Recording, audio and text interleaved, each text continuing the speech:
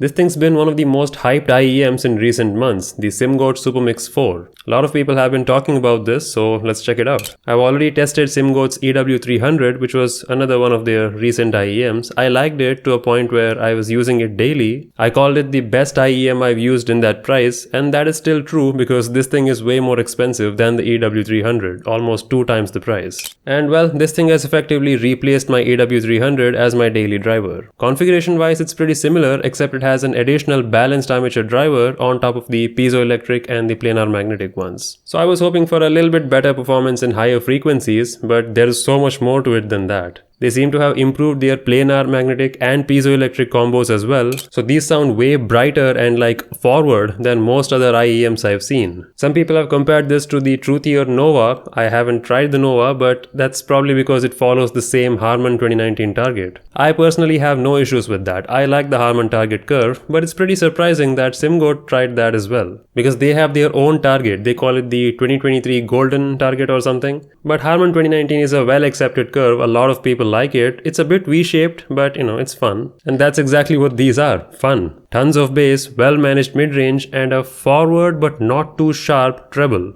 Pretty much the perfect package that anyone would expect given the price. And these are relatively low impedance, so they're easy to drive. I mean, that's the thing with all these balanced armature, piezoelectric and planar magnetic drivers. They are easy to drive. And some people also say the planar magnetic drivers are much more precise, they produce fewer distortions. And that's what makes them ideal for the higher end frequencies. I guess that's true. These are obviously not the cheapest ones, but these are solid. They are bright, fun, and punchy without being imbalanced in any way. That's a tough combination, and I'm glad Simgot has done that. So it's official, the SuperMix 4 will be my new favorite daily driver. Other than the sound quality, I'm really happy with the build as well. Even though for some reason, unlike the EW300, these are not fully metal. I don't know why that is, but the cable is phenomenal. They even advertise it as one of their features, like the cable is better, and I agree, this is one of the best cables I've seen too. That's one area where some IEM manufacturers skimp out, they give a cheap basic cable. So yeah, this is one of those like all-rounders, you can't go wrong with this. Do you have anything in mind that I should compare this to? Let me know.